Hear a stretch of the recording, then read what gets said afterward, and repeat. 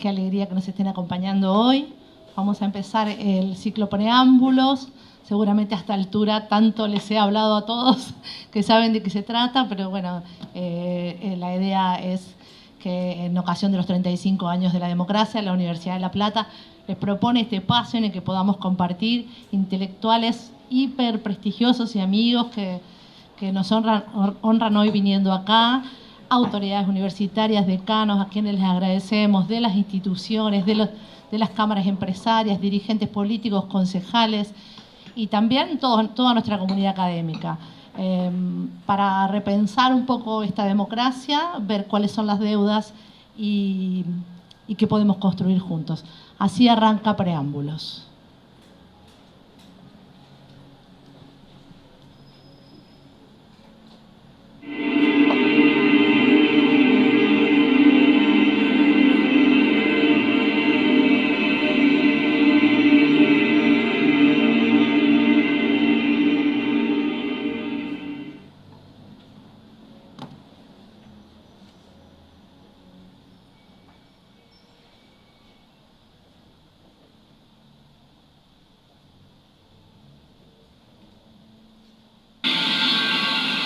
Y en todas partes he dicho, y permítanme que lo repita hoy,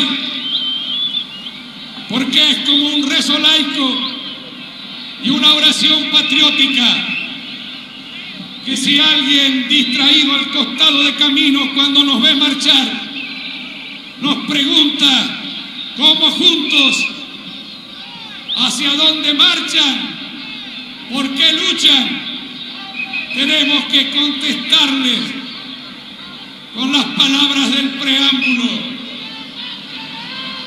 que marchamos, que luchamos para constituir la Unión Nacional, afianzar la justicia, consolidar la paz interior, proveer a la defensa común, promover el bienestar general y asegurar los beneficios de la libertad para nosotros, para nuestra posteridad y para todos los hombres del mundo que deseen habitar el suelo argentino.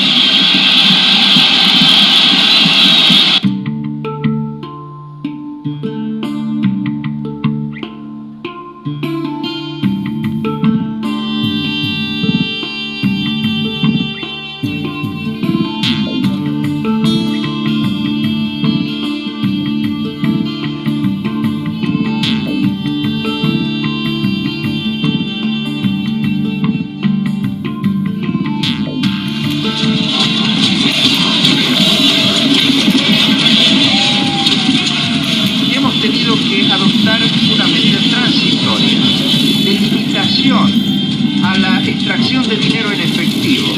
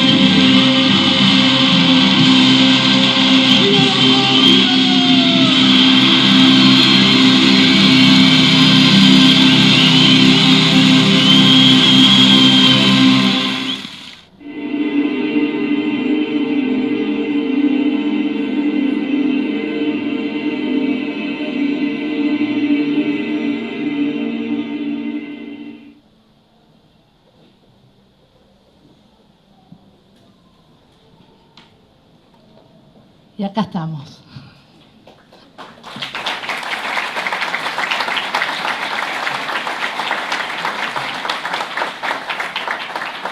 Vamos a pedirle al presidente de la universidad, Fernando Tauber, que nos ayude con esto.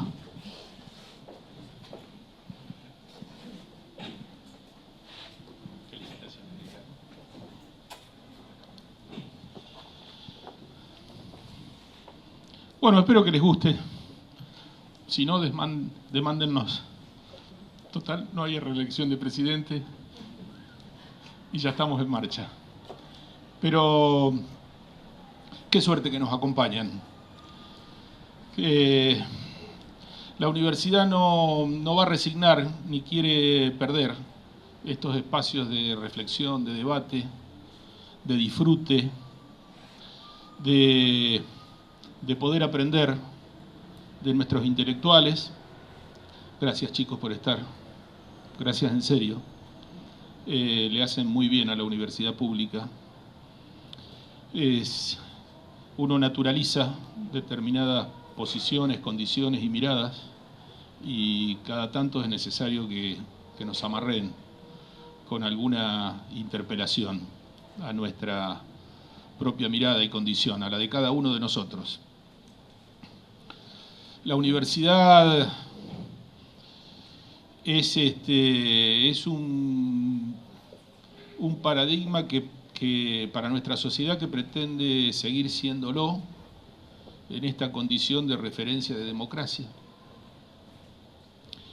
de ser una apología de la democracia, difícil, compleja, pero lo nuestro es cogobierno, es escuchar al diferente, al que piensa diferente. Somos todos diferentes en la universidad, somos un zoológico realmente complejo,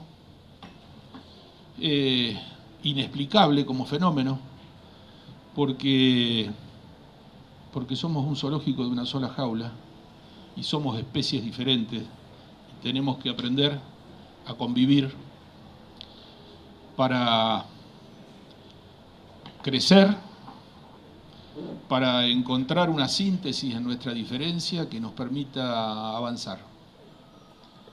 Por eso, escuchar a nuestros estudiantes, escuchar a nuestros graduados, escuchar a nuestros decanos, a nuestros profesores, a nuestros no docentes, a nuestros colegios, escucharnos todos y decirnos todo, como decía el video, sin concesiones. La universidad es un espacio de inquietudes, de rechazos, de audacias, de escrúpulos y de esperanzas. Todo eso la transforma en una condición que es una referencia con pocos grises,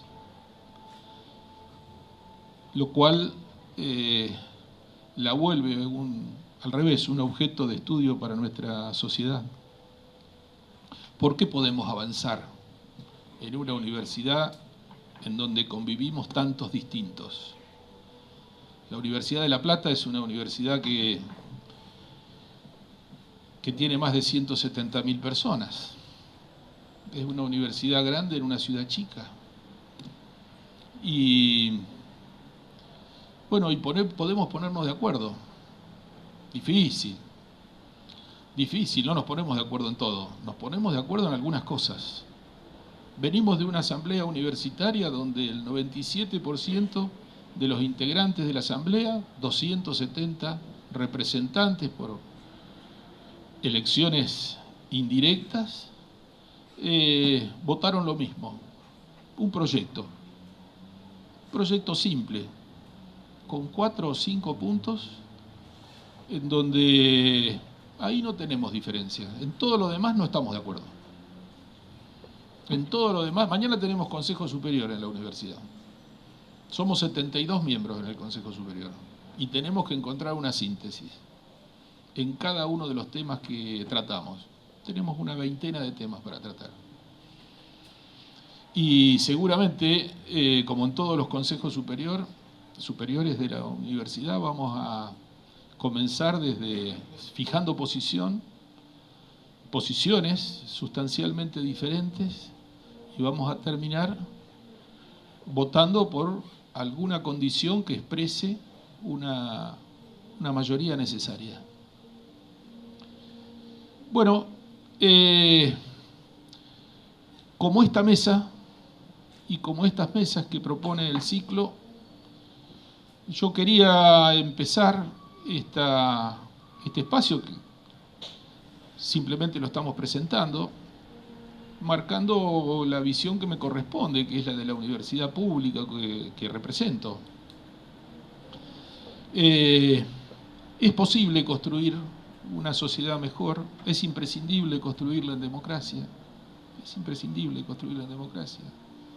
Es necesario entender que la democracia es una condición que se sostiene, se funda desde la sociedad y que se sostiene desde la política, que es importante la condición de las construcciones políticas que generen condiciones para que un pueblo piense, una sociedad, un conjunto de vecinos piense que está bien representado, que el camino elegido es el adecuado, que ese camino adecuado construye soberanía, que la soberanía construye la capacidad de tomar nuestras propias decisiones y elegir nuestro camino para el progreso, que el progreso tiene que ser necesariamente colectivo, debe necesariamente construir una sociedad más igual, más parecida, más ancha, con más oportunidades, más inclusiva, que algunas palabras y algunos valores, como el de la solidaridad, ni hablar del de la misericordia, debieran ser valores transitorios que solamente existen cuando existen tantas diferencias y tantas asimetrías, que en algún momento tenemos que poder llegar a esa base del arco iris, en donde más o menos estemos todos incluidos y nos sintamos incluidos y tengamos la oportunidad de estar incluidos. Bueno, desde ahí es que es importante encontrar, escuchar cada mirada, cada matiz. Son momentos difíciles para nuestro país, son momentos difíciles. Son difíciles para la universidad, son difíciles para nuestra sociedad, son difíciles desde donde los estemos mirando, de aquellos que podemos mirarlos desde una condición crítica y aquellos que pueden mirarlo desde una condición esperanzada y tolerante. Pero son difíciles. Y nuestras instituciones tienen que ser capaces de expresarse, pero también de aportar. Yo creo en el valor de la Universidad de La Plata y en su capacidad crítica, pero la creo sobre la base de una universidad haciendo, construyendo, dando respuestas. Si nuestros investigadores no entran en el CONICET a pesar de haber pasado por todas las pruebas, la universidad tiene que ser capaz de retenerlos. Si a los pibes no les alcanza con el comedor del mediodía, la universidad tiene que ser capaz de darle la comida de la noche. Si a nuestros docentes de dedicación simple no les alcanza para completar su supervivencia, y en la universidad eso es casi el 78%, la universidad tiene que ser capaz de darle un estímulo, aumentarle su carga horaria y proponerle que con más trabajo consigamos ese resultado fundamental, guía para una institución, que es que los pibes puedan avanzar más rápido en su carrera y recibirse. que son cosas simples. Eso es lo que votó la Asamblea Universitaria en abril de este año. Esas cosas. En no claudicar, en no retroceder, en entender que podemos tener viento de frente o viento de cola, que eso es una condición de la historia, es el péndulo de la historia. Me leí el librito de Malamud de La profesión más antigua del mundo. Le estoy haciendo propaganda, tengo un porcentaje. Me divertí mucho y aprendí mucho, por supuesto. Pero es esa convicción de que no estamos para retroceder nunca. Si tenemos espíritu republicano, espíritu patriótico, si estamos convencidos de que es importante estar en este país para hacer algo,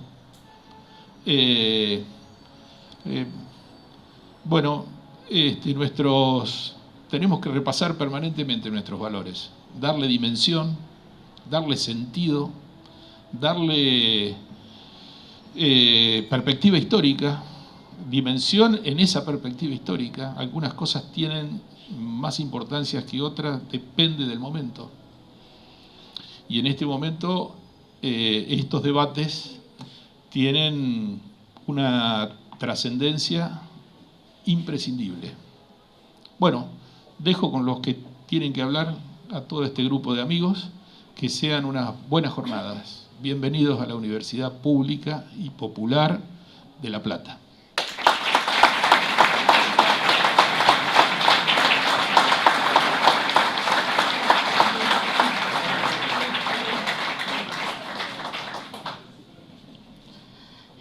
Antes de arrancar con lo que todos están esperando, aprovecho este rato que me están prestando atención para contar un poco cómo es la dinámica.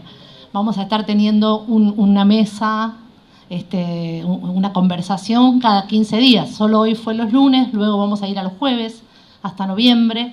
La próxima mesa es el jueves 17. El tema es la conversación pública en la democracia argentina y van a estar con nosotros Alejandro Katz, Sol Montero, Martín Becerra y me estoy olvidando de la local. ¡Qué tremendo! Miriam Southwell, exactamente. Una mesa muy linda, agenden jueves 17. Jueves 27, perdón. Y por último, la parte de los créditos, aunque por supuesto que a todos nos entusiasmaba mucho la idea, fue difícil construir esto en medio de las dificultades de todos los días y que me siguieran creyendo que valía la pena que lo hiciéramos. Entonces corresponde que agradezca primero a los amigos, socios, hermanos, curadores de preámbulos, Mariano Schuster y Pablo Tauzón. Sin ellos hubiera sido imposible hacerlo. Aplausos.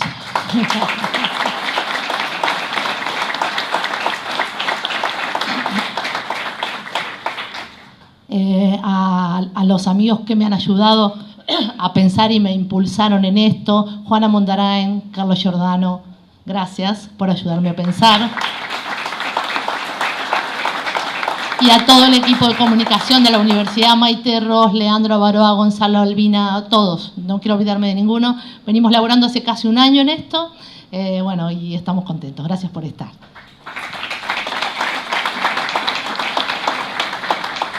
En la dinámica que vamos a hacer es que les voy tirando como un disparador y empezamos a conversar, en principio ellos y luego ustedes los que quieran preguntar u opinar. Y para arrancar, justamente como esta es la primera mesa, nos pareció que lo interesante era plantear como disparador lo que nos invitó a pensar en este ciclo. Son los 35 años de democracia. Aquello que le vamos a robar sobre todo a Marcelo Leiras, que es quien más lo refiere, que es si existió un consenso alfonsinista o un consenso alfonsín cafierista o de la democracia. Seguramente hubo un pacto o un acuerdo social, ese del preámbulo, sobre algunas cosas en las que todos estábamos de acuerdo y algunas hacia las que nos queríamos retroceder. Pasaron 35 años. La pregunta es hoy, ¿cuáles son todavía deudas de aquellas, sobre todo eso?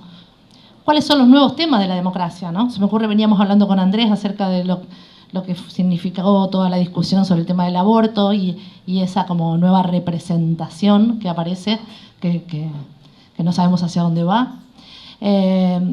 Y también si es posible que podamos pensar en construir un nuevo acuerdo sobre qué cuestiones debiéramos construir ese nuevo acuerdo. Por orden alfabético.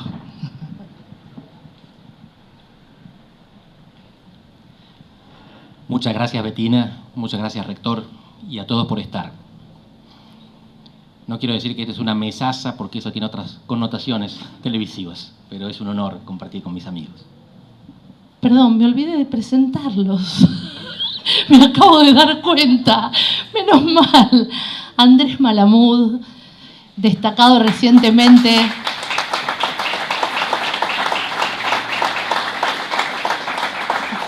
entre los más importantes politólogos.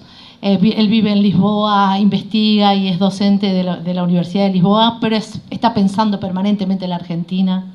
Quiero decir, para empezar, que esta es una mesa de 4 buenas personas, que esa es la gente que nos gusta, y de personas que vienen de una historia distinta, que tienen una perspectiva diferente sobre la realidad argentina, pero que al mismo tiempo están todo el tiempo dialogando entre ellos, y eso nos pareció que lo hacía súper interesante. Gracias, Mariano y Pablo, por haberme ayudado a pensar eso.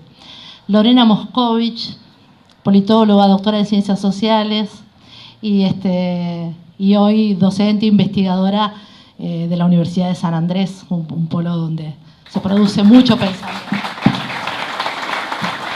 Un enorme recorrido para una chica tan joven.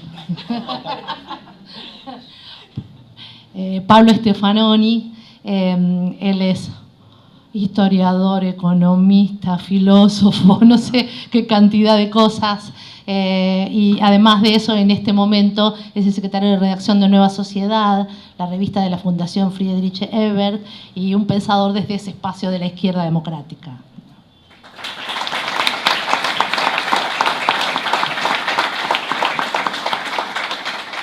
Y mi querido amigo Martín Rodríguez, @tintalimón. Si no digo eso, la mayoría me lo van a reprochar. Poeta, primero. Escritor, periodista, analista y un hombre, un peronista. Hay que decirlo así. Ahora sí, Malamud. Un peronista, pero buena gente.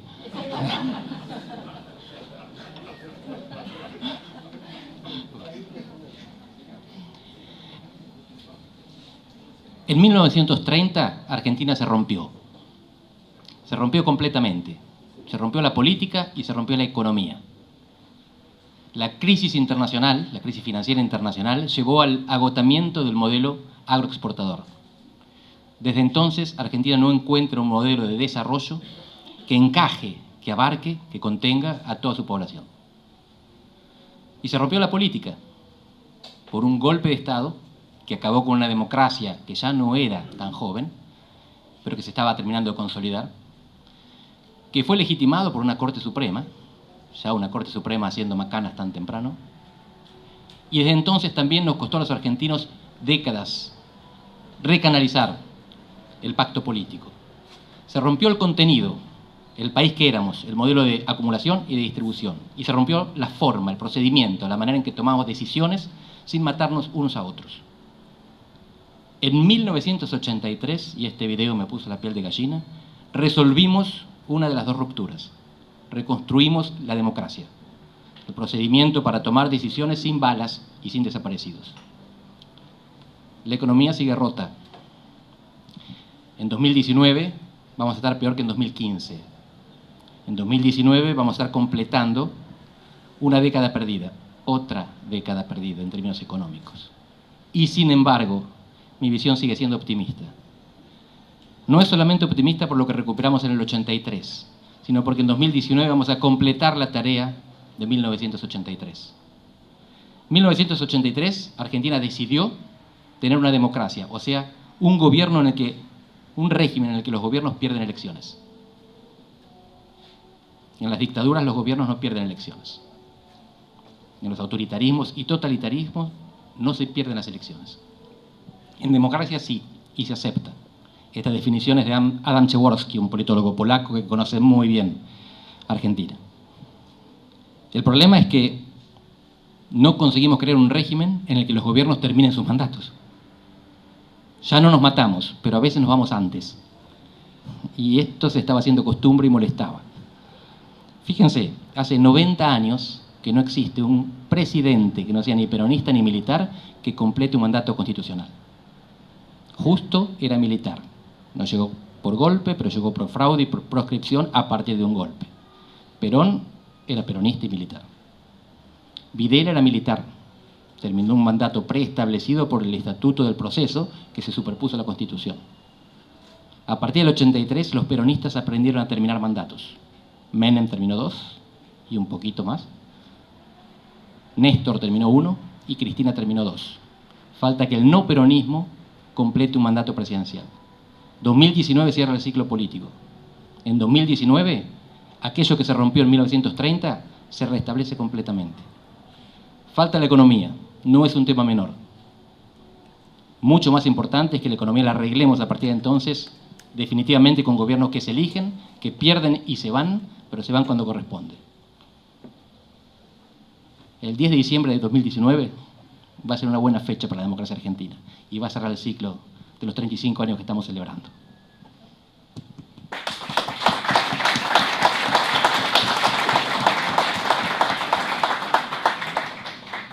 La primera excepcionalidad argentina era la que se rompió en lo económico en el 30, que era que, a pesar de ser un país del sur y relativamente nuevo, podíamos ser una potencia, podíamos tener el desarrollo de países como Canadá, como Australia.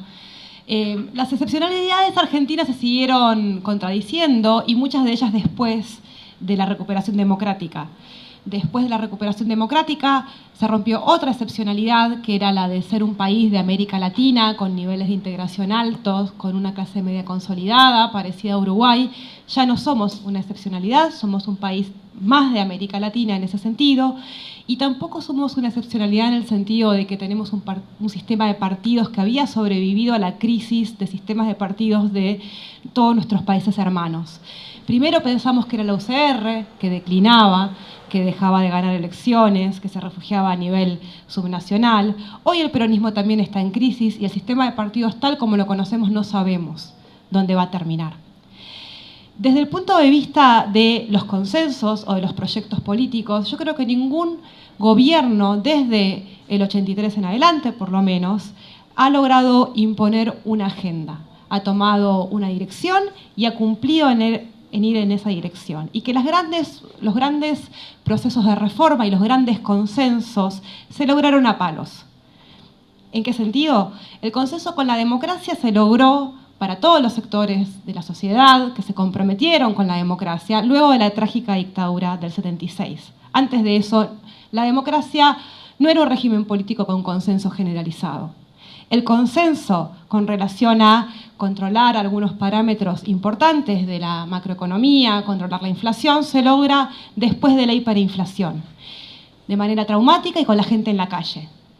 El consenso con relación a la pobreza, la preocupación por los niveles de integración social que atraviesa todos los sectores de la población y no solamente a la izquierda o a los sectores políticos históricamente preocupados por lograr determinados niveles de igualdad, se logra después de 2001, con una pobreza del 50% y con la gente en la calle.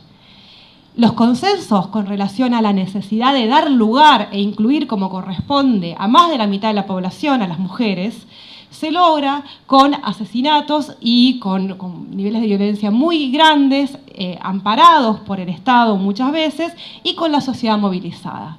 Entonces, ¿cómo se logra hacer política pública en la Argentina? En gran medida, con hechos traumáticos y con una sociedad civil activa que empuja a la clase política, que parece siempre estar como ensimismada, mirando el corto plazo, o de alguna manera víctima de procesos que la trascienden y que deja su componente volitivo por lo menos en duda. Hay dos maneras de hacer política pública. ¿Estar dispuesto a creer o estar dispuesto a perder? ¿Creer en qué? Creer en la clave de interpretación que te propone tu proyecto político, la ideología. La ideología no fue un vector de la política pública o de los grandes procesos de reformas de política pública, por lo menos no por parte de la sociedad. Estar dispuesto a perder, ¿por qué? Porque a veces vos podés apoyar un proyecto de política pública porque, aunque no te va bien, pensás que con esa medida de política pública te va a ir un poquito mejor.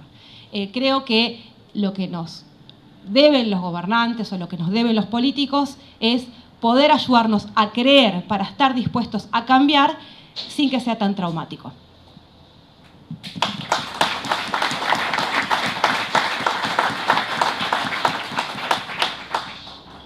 Bueno, muchas gracias también a Mariano, a Pablo, y creo que a los 100 años de la reforma universitaria creo que está bueno que la universidad también esté discutiendo cosas que pasan en el país y que nos preocupan. Recién cuando miramos este video creo que todos buscamos a qué momento nos parecemos hoy, no sé. Yo pensé por lo menos a ver de todas esas imágenes cuán cerca estamos del prólogo, del preámbulo de Alfonsín, del 2001, de no sé. Digo, era un poco de todo quizás hoy, pero claramente estamos en un momento de nuevo de incertidumbre, de crisis, que por un lado invita a reflexionar sobre esta cuestión de qué se logró, qué no se logró y qué está pendiente. La primera cuestión que creo que atraviesa todo este periodo es una especie de tensión un poco, a veces esquizofrénica, entre una especie de demanda de ser un país normal y un cierto regocijo de ser un país raro. Como que todos los gobiernos, como decía en un artículo hace poco Gabriel Bomaro, prometieron normalidad de algún modo, desde el 83 hasta hoy. Distintos tipos de normalidades, quizás podríamos pensar en los 80 con una cierta sustrato de utopía democrática, toda esa idea de que con la democracia se iban a resolver los problemas, en los 90 con la utopía del mercado, que claramente existió y pensamos que, o se pensó mayoritariamente que con el mercado se podían resolver los problemas. En los 2000 creo que hubo una especie de utopía de los derechos, hubo un discurso igualitario, digo más allá después de cada momento de la pequeña política. Y hoy no sé cómo podríamos resumir quizás qué utopía está detrás. Por momentos parece una especie de utopía postpopulista, de que la utopía es salir del populismo y dejarlo atrás para siempre. Creo que es lo que es más fuerte ahí en el discurso oficial, ¿no? Esa idea de los 70 años de decadencia y que se fue instalando tanto tiempo. Pero me parece que en esa tensión de país normal y cierto regocijo de que somos anómalos en el mundo, eso como que nos gusta por momentos esa frase de que existe, ¿cómo era? Que existe Japón, Argentina, ¿cómo era la frase? Desarrollado, subdesarrollado, Japón y Argentina, ¿no? Y nos gusta por ser como eso, ¿no? Un poco, porque nos da alguna particularidad finalmente. Y me parece que ahí hay algo para pensar en esa búsqueda un poco imposible de una normalidad que tampoco sabemos bien cuál es, porque, como se señalaba, está siempre esta idea de que no fuimos a Australia, no fuimos a Canadá, que era como el destino que de algún modo nos tocaba por ciertas coincidencias, pero que no. Y volvió esta utopía postpopulista, creo que tiene mucho que ver con esta idea de los 70 años de decadencia que se instaló en el discurso público en estos tiempos de algunos, sobre todo de la mano de algunos economistas y algunos opinadores. Y me parece que en ese sentido nos lleva a pensar algunos ejes que me parece que no se pudieron avanzar pese a que hubo avances en estos 35 años. Primero, la construcción de instituciones creo que es bastante deficitaria y está muy por debajo de lo que se necesita para resolver otros problemas. La discusión del modelo de desarrollo creo que es un debate pendiente que no termina de generar algún tipo de consensos mínimos, las desigualdades persistentes y la última cosa, la calidad de la política y de la representación. Creo que hay pocos momentos que todos miramos los debates parlamentarios casi enteros, y uno fue el último del aborto, y ahí casi son los momentos como más habermasianos de la democracia, donde parece que realmente el Parlamento es una caja de resonancia de la sociedad, y estamos todos, o mucha gente mirando un canal o TV Senado, cosas por el estilo, o por internet. Y me parece que ahí se vio una política con la representación de una calidad bastante escasa y de hecho nos dimos cuenta un poco quiénes eran muchos de los representantes y de dónde salían. Y me parece que el riesgo de que la utopía de esta etapa sea una especie de consenso pospopulista es que termina profundizando una grieta en su sentido más negativo, que es impedir el debate. Me parece que hoy quizás un poco el espacio que sintetiza eso es intratable, es el programa que logró cierto rating en un momento, que es un poco una especie de república intratable donde nadie puede hablar con nadie y donde a la vez que nadie puede hablar con nadie, todo el mundo habla contra la grieta, que es la particularidad de ese programa. Todo el mundo habla contra la grieta, todos los panelistas, mientras es imposible establecer un mínimo diálogo común.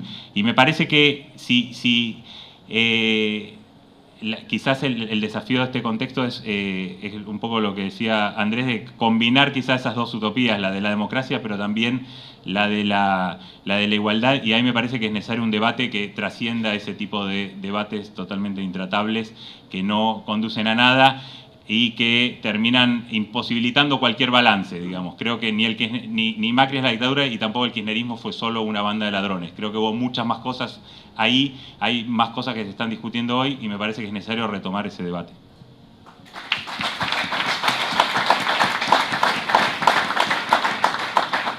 Bueno, gracias a Betina, a los chicos y a los compañeros de la mesa. Andrés, yo también te quiero. Sos una buena persona con ideas horribles. Nah.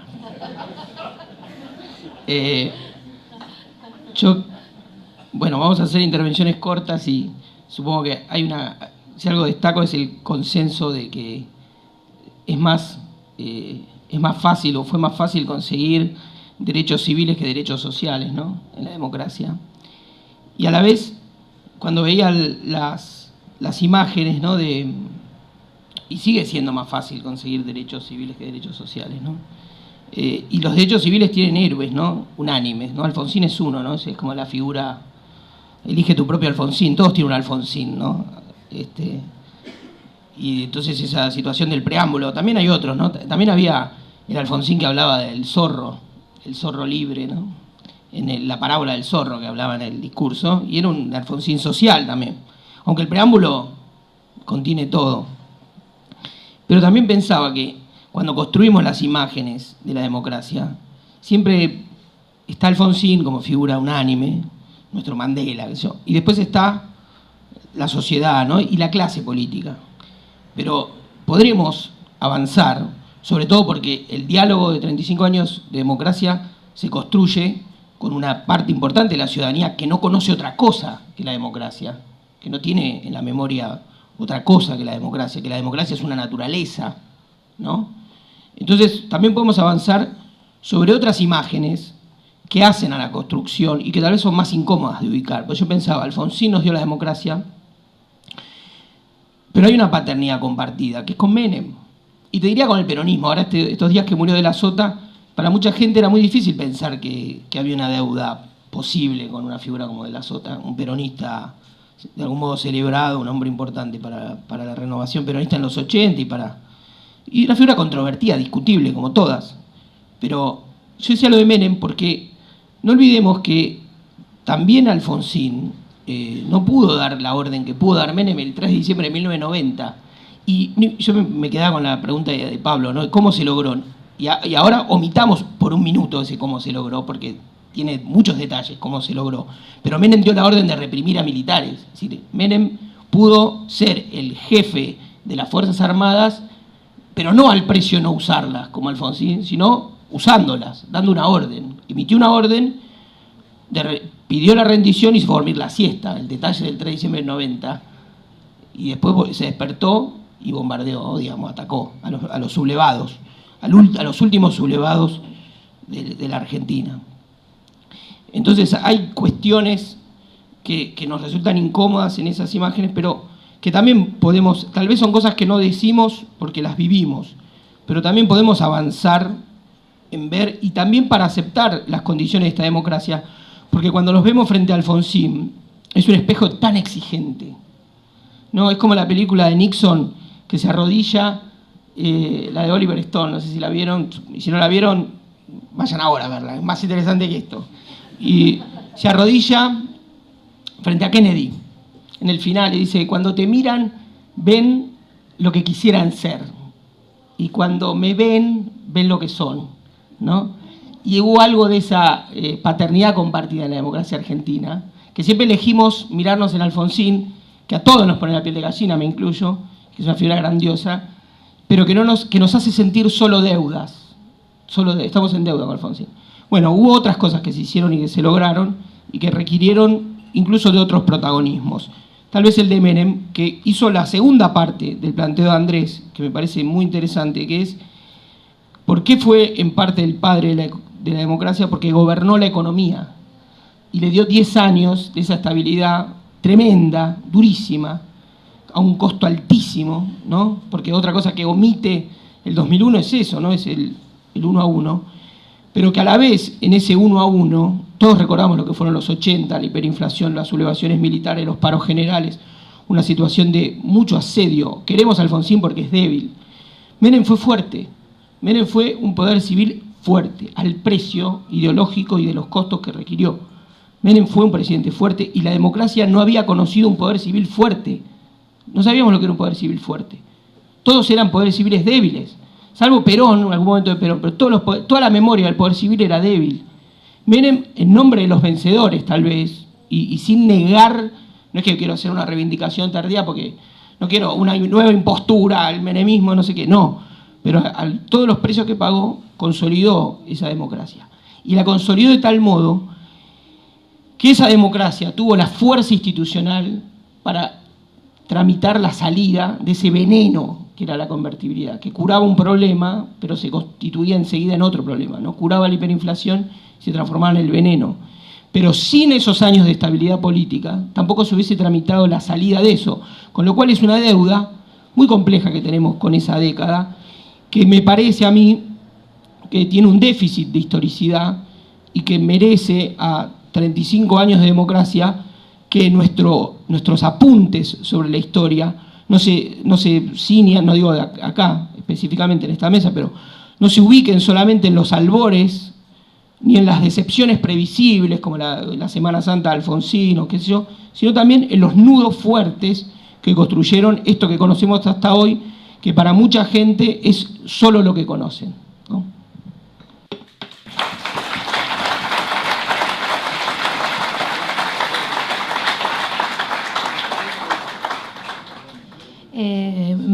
Algunas cosas que tomo. Esta de la grieta a lo que se refirió Pablo y no lo habíamos dicho, ¿no? La tan mentada grieta como que no había aparecido. Y la referencia de Lorena a las ideologías, esto que también está diciendo Martín. Y me gustaría preguntarle particularmente a Lorena, porque es un tema sobre el que ella estudia y piensa mucho, ¿cómo podemos pensar hoy entonces, sobre todo en esta última década, los procesos electorales en relación a las ideologías? Si esa grieta representa diferencias ideológicas, perdón Andrés, pero en el medio si esa grieta representa diferencias ideológicas o solo imaginarios del estilo al que se refería Pablo. Primero es importante distinguir las posiciones con relación a los políticos o a los partidos. Hay personas que pueden apoyar o denostar a Macri, apoyar o denostar a Cristina, apoyar o denostar a Cambiemos o al FPV, de la posición que las personas tienen con relación a las políticas públicas. La grieta no existe. Vos le preguntás a la gente qué opina sobre determinados temas, vos no vas a identificar que la gente está dividida con relación a temas de política pública y que esa división se corresponde partidariamente.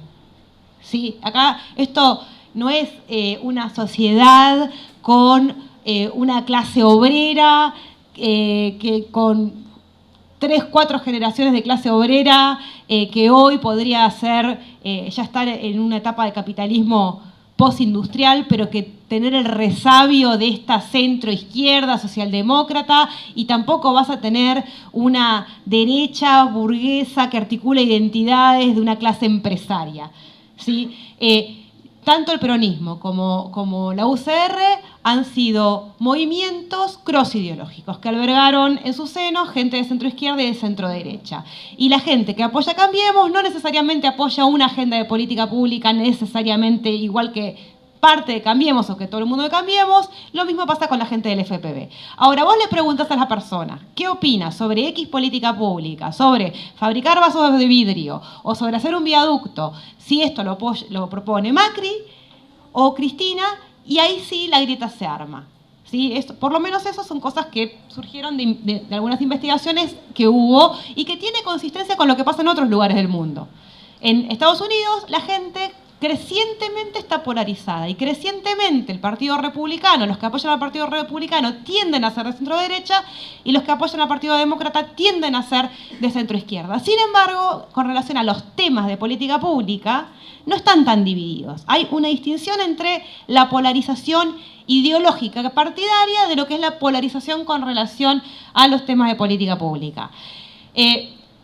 ¿Cómo sería la manera de articular esto? No tengo esa respuesta. Sí creo que, por ejemplo, Néstor tuvo una sensibilidad que fue la sensibilidad de interpretar que parte de estas preferencias políticas se juegan en la calle. Y que tal como los argentinos, y en particular los de las zonas metropolitanas, expresamos nuestro contento o descontento, tiene que ver con movilizarnos, con movimientos, con organizarnos más allá de los partidos. Y Néstor primero, y Cristina un poco menos, tuvo la sensibilidad de sumar aliados en estos sectores que pueden crear consensos, ¿sí?, de esta política en las calles. Y que hoy esto se está resignificando, o bien porque estas alianzas ya no están, o bien porque ahora la política en la calle no es una política para dame un pedazo de la torta, sino es una política en la calle de ojo, no me quites, es una protesta más bien defensiva. Entonces, simplemente no tengo una respuesta sobre cómo generar ese consenso. Yo creo que una ideología que realmente pueda convencer y enamorar a sectores de la población y no solamente generar consensos a partir del rechazo. ¿Cómo se articula la política en la Argentina, la política electoral, a partir de o votar al candidato peronista o denostarlo? ¿Sí? Entonces, Cristina es una líder mucho más polarizante y mucho más capaz de construir consensos y rechazos que Macri. Otra característica del líder no peronista, que le agrego al comentario de Andrés, es que el líder no peronista le cuesta más construir estos consensos. Entonces, ¿por dónde pasaría? Por la capacidad de construir una política pública a través de hacerles creer o hacernos creer y no de hacernos tolerar perder. Básicamente eso. Bueno, apareció ahí en lo que decías recién la cuestión de los partidos políticos, que la conversación fundante de la democracia, ¿no? Era fuerte, y sobre todo de la UCR. Y en esto que decía Martín, también muy interesante como de la debilidad de los gobiernos que no fueron peronistas, y cómo de algún modo empatizar con Alfonsín también tiene que ver con eso de lo que no pudo ser, del héroe que no pudo ser. Entonces quería aprovechar esto para preguntarle a Andrés, que yo sé que ha estudiado y sigue estudiando y pensando mucho los partidos políticos, si existen aún como tales, y sobre todo el radicalismo, ¿qué rol tuvo en estos años y qué está pasando hoy? A los partidos políticos se los puede estudiar desde tres aspectos: el sociológico, a quién representan; el ideológico, que buscan; y el organizativo, cómo son territorialmente, en términos de estructura, etc. En Argentina el criterio fundamental para entenderlos es el sociológico. Los demás son mucho menos relevantes. En términos simples, clase mata ideología. Argentina en 1945 se dividió en dos campos: el campo que entonces llamamos peronista y el campo que entonces era antiperonista y que después se fue moderando y hoy podríamos definir como no peronista. A partir de 2001 hay una frontera más porosa. Hasta entonces era muy difícil cruzar la frontera y si se cruzaba no se volvía. Ahora la frontera es cruzable. Se está volviendo a cerrar. Cambiemos, lo que hace es atrapar con partes del peronismo a los grandes conglomerados no peronistas. ¿Qué caracteriza cada espacio? ¿Y por qué el radicalismo tenía un rol a cumplir acá? El papel del radicalismo es simplemente encarnar de la manera más efectiva y más mayoritaria a ese campo no peronista, que cuando se quedó sin radicalismo, eligió un camino que lo incluía, pero que apuntaba, por ejemplo, a esta coalición gobernante hoy de Cambiemos. El electorado quedó ahí, el partido se fue, los votantes no. Voy a hacer una distinción que es descriptiva, no tomo postura, no digo que lo que caracteriza a uno es bueno y al otro es malo, sino que son contradictorios, opuestos, aunque quizás también complementarios. Fíjense, el campo peronista representa a los sectores populares, con mucha más fidelidad que el Partido Laborista a los trabajadores ingleses.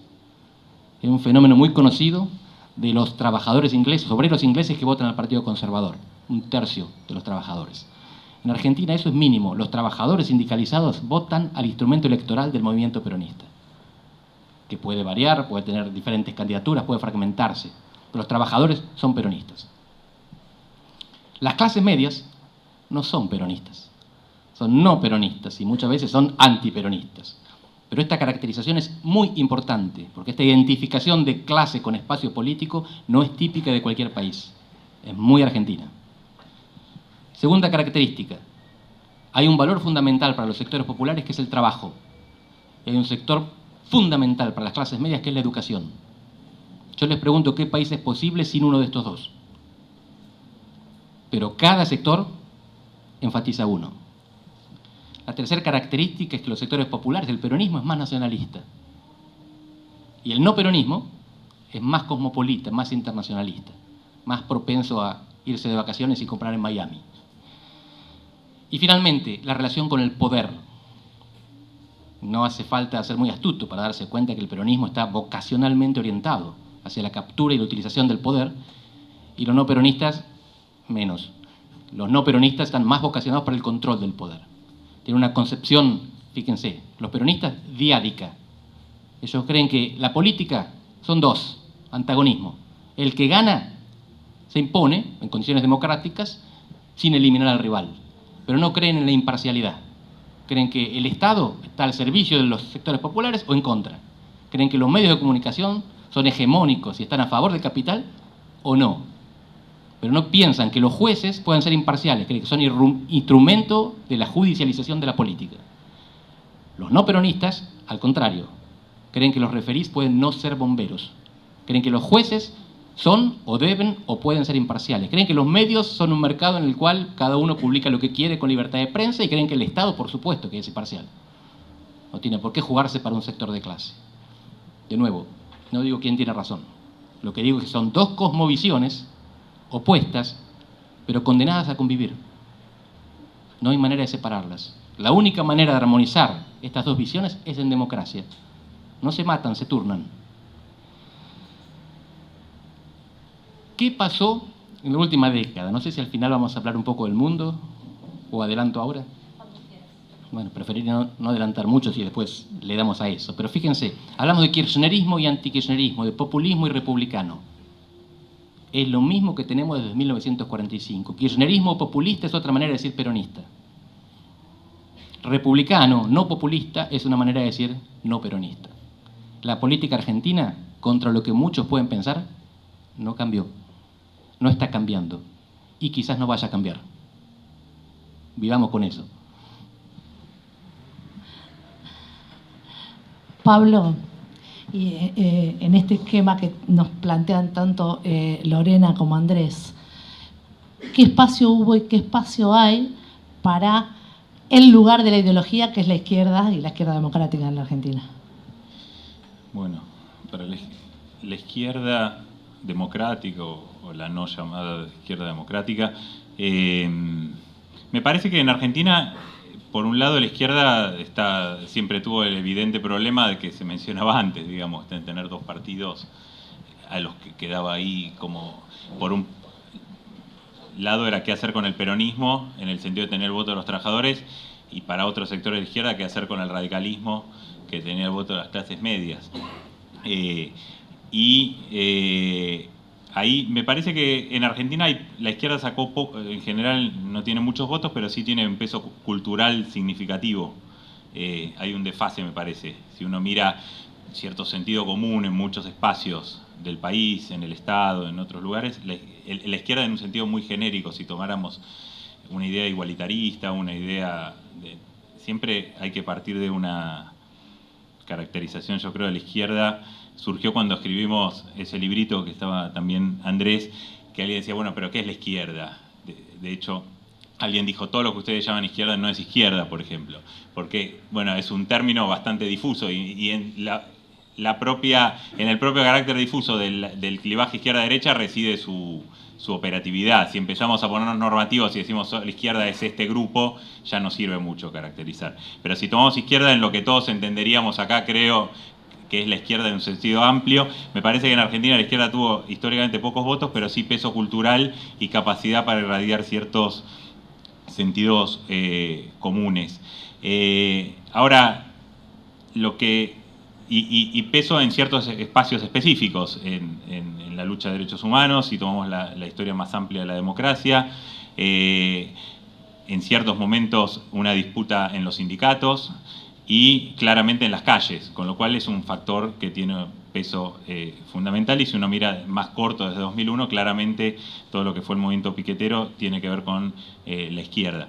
Ahora, la dificultad es que no surgieron partidos de izquierda fuertes, suficientemente fuertes para disputar el poder, y siempre quedaron pegados a uno, digamos, lo que era el centroizquierda clásicamente con el radicalismo, y otro sector de la izquierda fue absorbido por el kirchnerismo cuando se izquierdizó, digamos, que no era tan evidente, digamos, porque tampoco el kirchnerismo empieza con eso, pero claramente 2008 absorbe mucho de eso, y a mí me parece que sí es una característica distinta a otros países de la región. Si hablamos del giro de la izquierda latinoamericano, en general,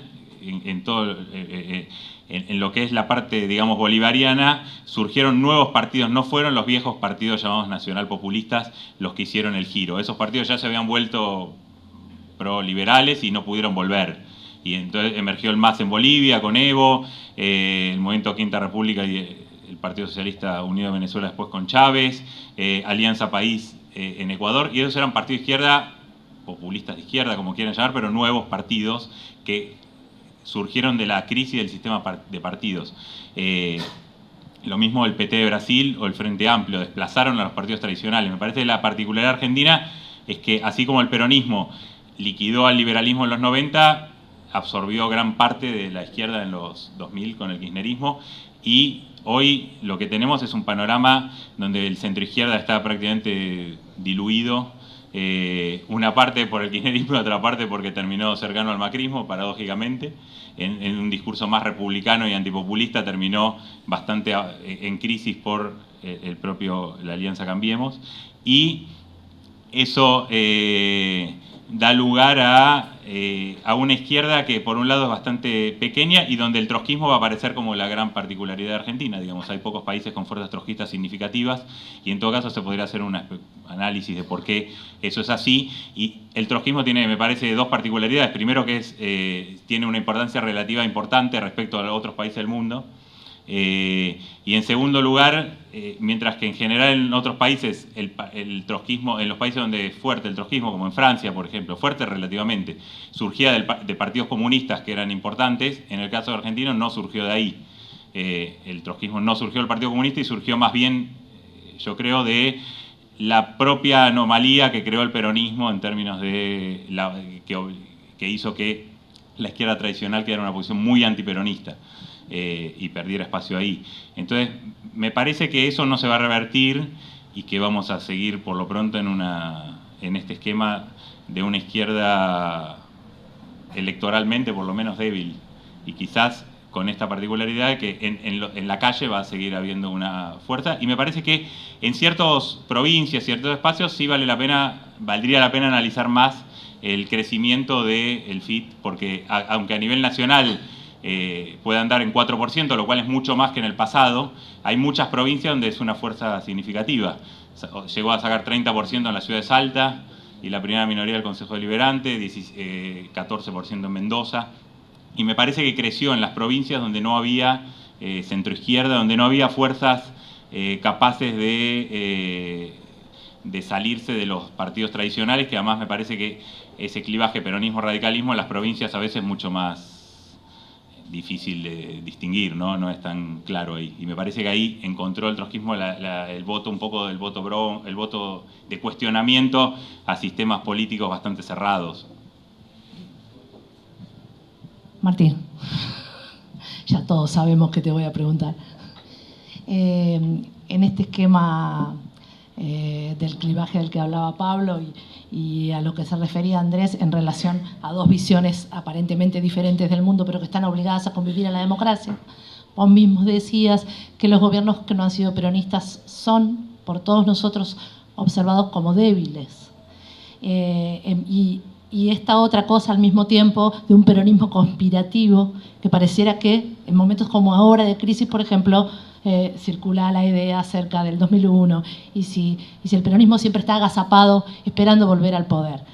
¿Cómo analizás vos cuál ha sido el rol del peronismo, de peronismo de los 80, de esta democracia y cómo lo ves hoy? Bueno, una pregunta muy difícil de sintetizar, pero voy a hacer todo el esfuerzo de hablar poco.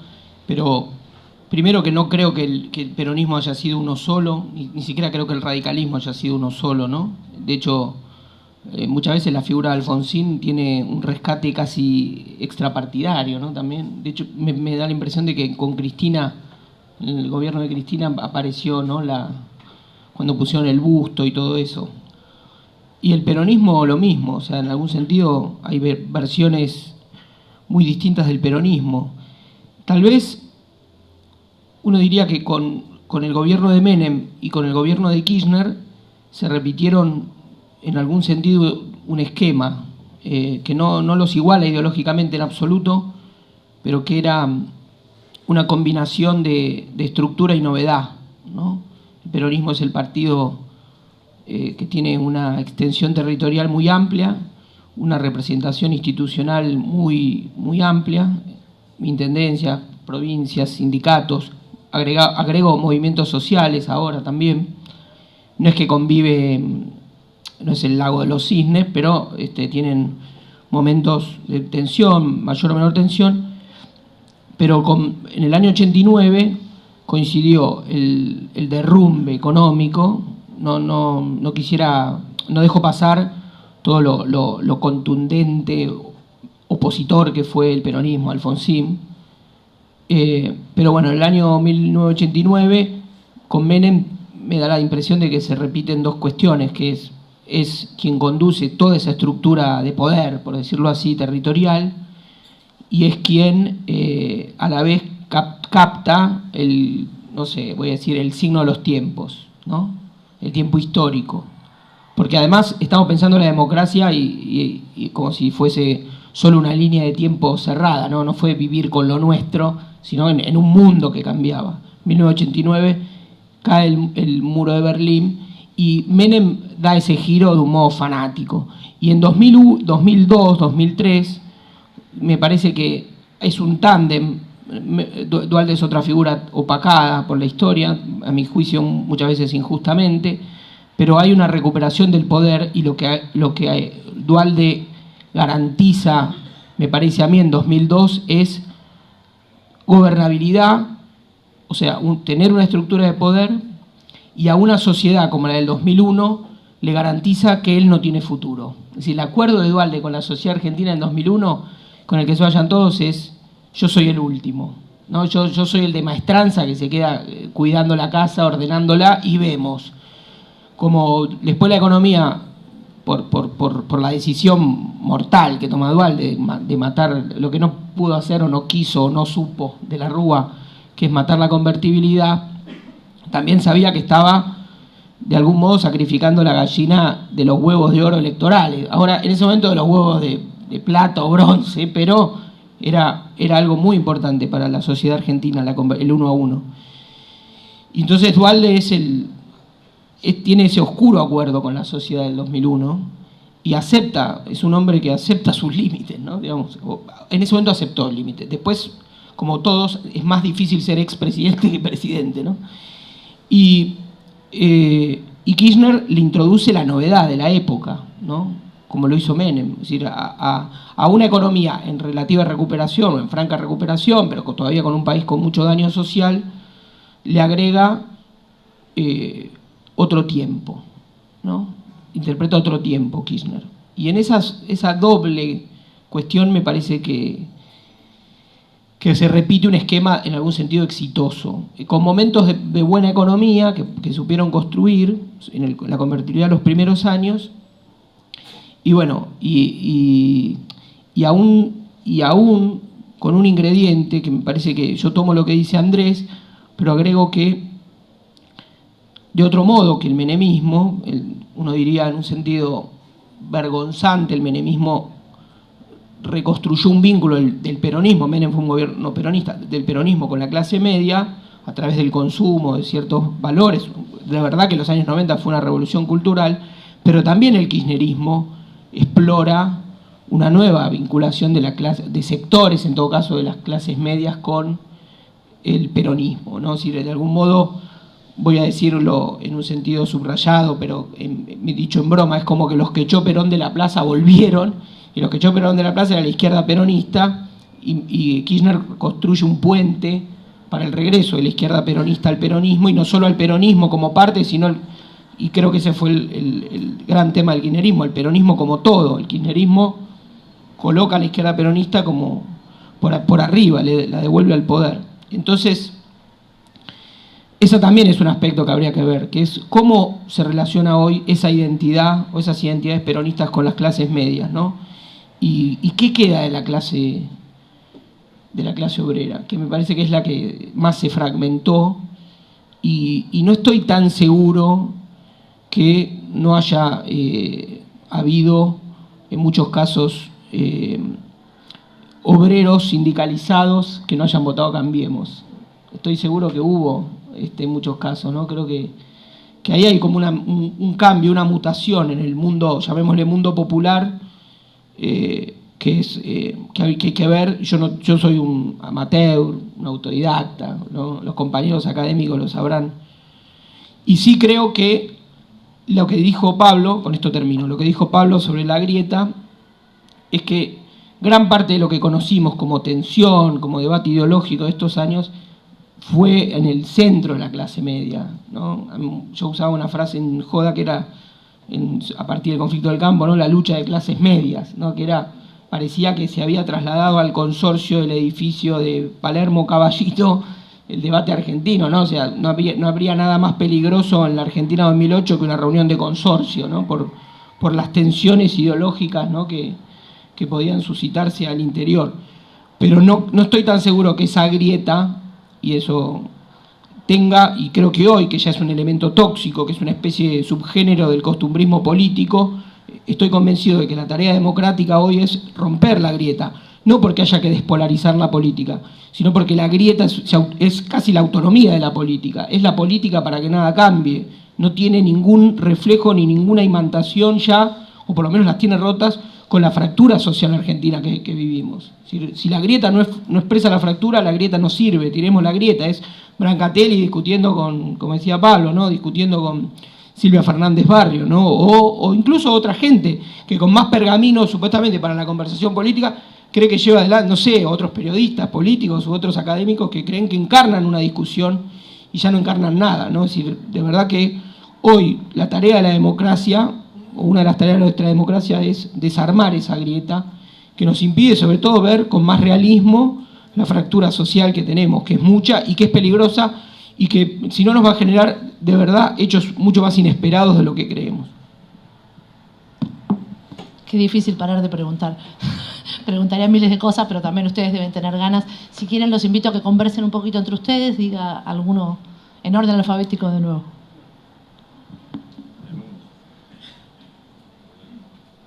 Pueden criticarse, todo. Oh, muy cortito.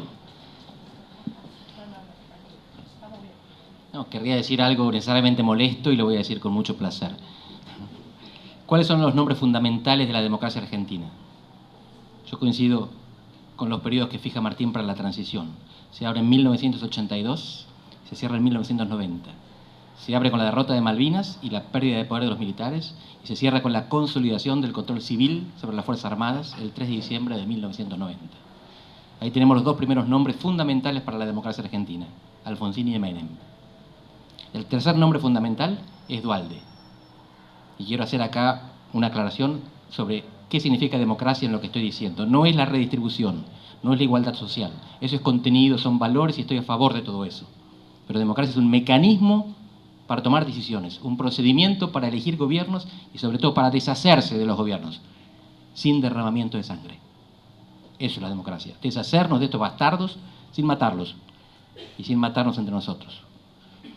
Y Duhalde lo que consigue es eso, reestabilizar una democracia en la que parecía que nos íbamos a matar otra vez. El cuarto nombre está por verse. Podría ser Macri si termina o renueva el 10 de diciembre de 2019, porque cierra esta ventana que todavía nos falta cerrar desde 1930. Y esto necesariamente suena mal para quizás alguna parte de nuestro espectro político. Pero esos son los cuatro nombres que hacen a la democracia como régimen de convivencia pacífica. También se mencionaba acá el contraste entre derechos civiles y derechos sociales. No sé si estoy tan convencido de que sea más fácil plasmar derechos civiles que derechos sociales. Es muy fácil plasmar derechos sociales. Lo que es difícil es financiarlos. El problema es la sustentabilidad, o en términos radicales, las efectividades conducentes. Tenemos todos los derechos, pero falta la plata. La cuestión de la grieta, ¿qué papel ocupa el PRO en todo esto? ¿Y por qué hay trabajadores que votaron a Cambiemos? El PRO es una combinación extraña, porque el PRO sociológicamente se enanca sobre el radicalismo. El PRO tiene la sociología radical, le roba los votos que hubieran votado o que habían votado al radicalismo. Gana en el conurbano los distritos en que el radicalismo ganó en 1983. Políticamente es peronista. Y esto lo dicen ellos en público, pero sobre todo en privado. Ellos le sacaron el chip al peronismo y construyeron un partido fabricado para ganar. Esta vocación de poder. Y el PRO roba electores radicales, pero roba dirigentes peronistas. Hay un poquito de todo, tienen algunos dirigentes radicales, tienen algunos electores peronistas, pero la fórmula es, al peronismo le robamos por abajo y al radicalismo por arriba. Y el componente moderno es la estrategia, la táctica. Eso lo incorporan ellos y hay que reconocerles que se modernizaron como nadie más se modernizó en este país, salvo quizás el Movimiento Popular Neuquino, el gran partido político de Argentina. ¿Cómo salimos de este círculo? De ese círculo quizás perverso, pero de nuevo, optimista, un círculo en el cual la democracia se consolida, se mejora, resiste, pero la economía no. Y aquí está la cuestión del mundo, y yo lo voy a dejar agrietado. Para Cristina el mundo era una amenaza. En sus palabras, el mundo se nos cae encima. Si este es el diagnóstico, la terapia es correrse, alejarse del mundo que se nos cae encima. Para Macri el mundo es una oportunidad, y por tanto hay que volver a él. La interpretación, para Cambiemos, es que el mundo es estable y es bueno, y que Argentina con el kirchnerismo se descarrió. Mi interpretación es que este no es un error, son dos errores. El mundo no es turbulento, no es bueno, no va a volver a ser occidental, no estamos enfrentando una tormenta, es cambio climático. Pasa la tormenta y volvimos al punto anterior, el cambio climático nos deja en un lugar diferente. Cristina lo entendía intuitivamente y Carlos Escudé se lo había escrito, Macri no lo entendía. Ahora el gobierno está cambiando sin decirlo y está negociando con Corea, con Indonesia, con Vietnam. Está viendo que el mundo al que vamos no es el mundo que nos gustaba para ir de compras. Y en cuanto al país descarriado con el kirchnerismo, de nuevo, insisto, el kirchnerismo no es un descarrío, no es un desvío, es la Argentina de siempre, para bien o para mal. Es la Argentina peronista contra una Argentina no peronista, se sublevan mutuamente, por suerte se alternan sin matarse.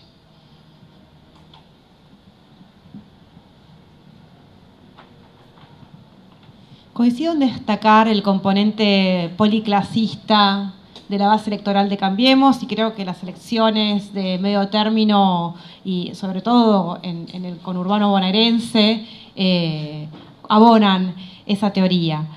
Con relación a la luna de miel de las clases medias con determinados proyectos políticos, como puede ser el de Menem y también como ha sido el de Néstor, más allá de un resultado objetivo de política pública, no descartemos el proceso de regresión a la media. Es decir, cuando uno viene de una situación muy excepcional, muy mala, simplemente el estabilizar la situación y tener parámetros básicos de la economía ordenada le permite a la gente simplemente saber cuánto va a cobrar a fin de mes, saber más o menos cuánto va a ser la inflación. Entonces, de alguna manera destaco algo que dije al principio, en el sentido de quitarle un poquito de protagonismo a el componente volitivo, a la voluntad de los políticos y a sus proyectos y a sus estrategias en términos de alianzas con algunos sectores de la población.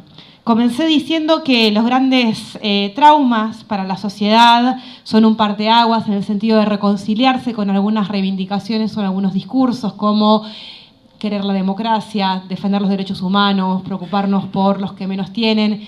Creo, sin embargo, que en estas conquistas nunca son de una vez y para siempre, que la resignificación que estaba por fuera de toda agenda que hizo Néstor respecto de la lucha por los derechos humanos y la apropiación y el desconocimiento de lo que había hecho Alfonsín, es un buen ejemplo de eso. Es un buen ejemplo de que un proyecto de poder es un proyecto también discursivo y valorativo y que puede llevar a construir consensos, a cuestionar acuerdos que parecía que son indiscutidos y que el desafío de la democracia hoy y de los años que vienen es mantener este compromiso con la integración social, con la lucha por los derechos humanos, pero también con la democracia.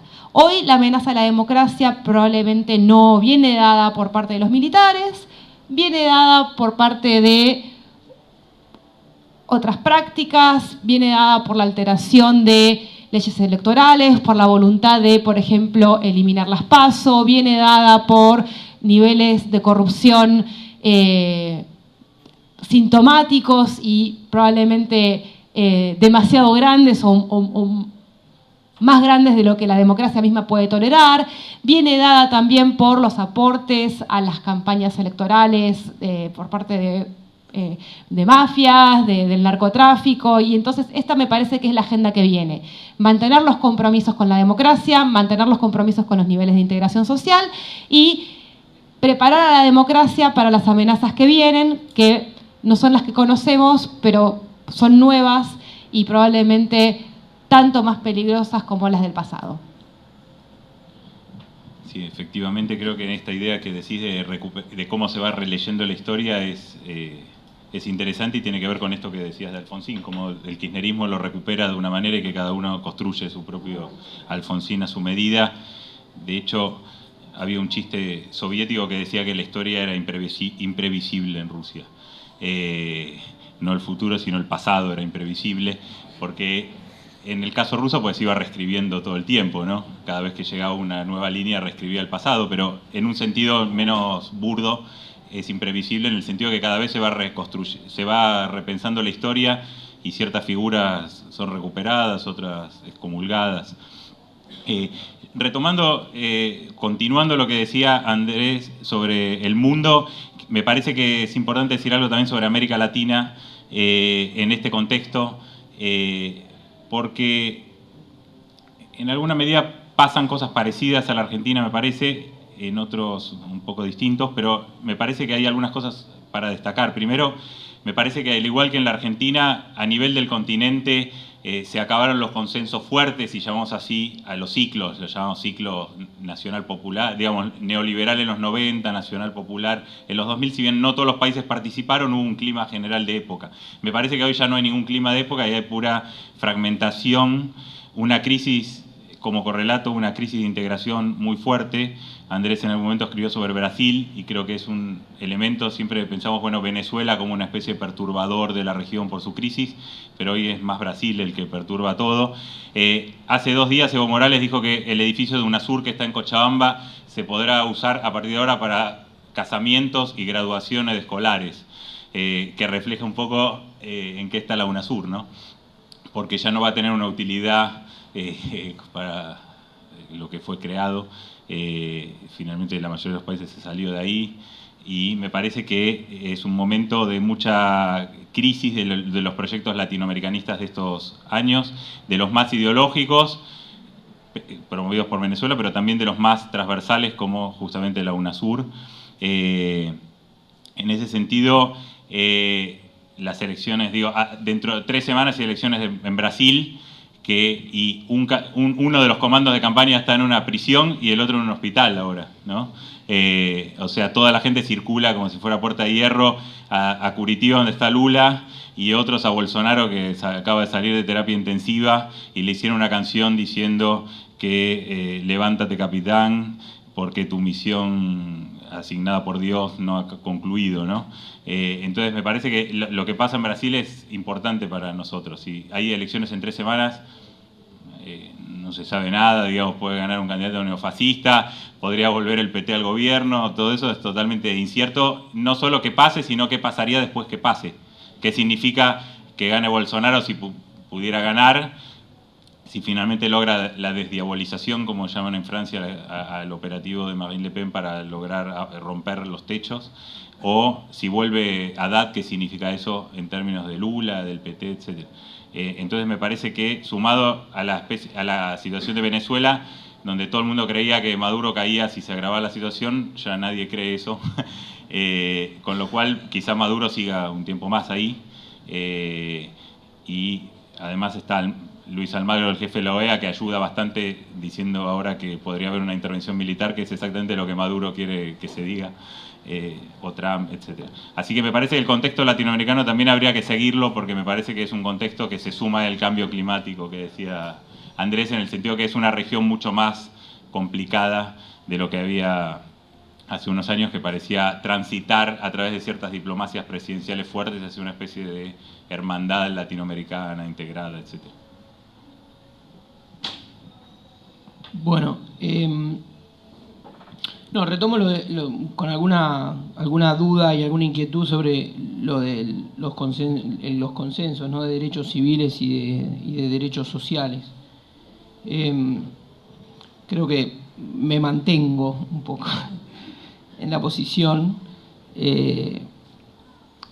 Creo que en relación a los derechos sociales nos enamoramos de los límites, ¿no?, como el caso de la asignación por hijo, ¿no?, que de ser una política resistida, impulsada de un modo transversal por distintos actores de la política, y que fue uno de los temas adentro del kirchnerismo, del gobierno, de contradicción y de debate interno. Había debate interno, a pesar, porque había posiciones que francamente estaban en contra, consideraban una política liberal, y había posiciones que obviamente, entre otras cosas, en la lectura de la derrota electoral de 2009, cuando se vio el mapa, ¿no?, la geolocalización de la derrota, dice, bueno, ¿qué pasó, no? ¿Por qué no llegamos ahí?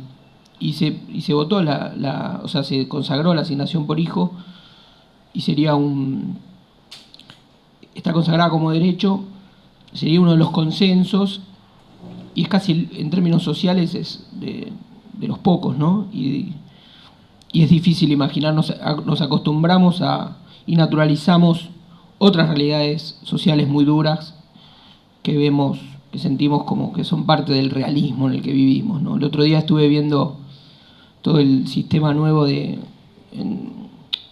las aplicaciones donde están los chicos que trabajan Rappi, Globo, ¿no?, en la ciudad de Buenos Aires. No sé si habrán acá en La Plata, pero hay acá. Pero es un sistema muy, muy complejo, ¿no?, porque una chica tiene que pedalear 50 kilómetros por día, no tiene reconocimiento, monotributa. Esas aplicaciones son empresas, pero se llama colaborador. En fin, son un montón de zonas como grises, o zonas que no tienen legislación, ¿no? Y bueno, y así, y además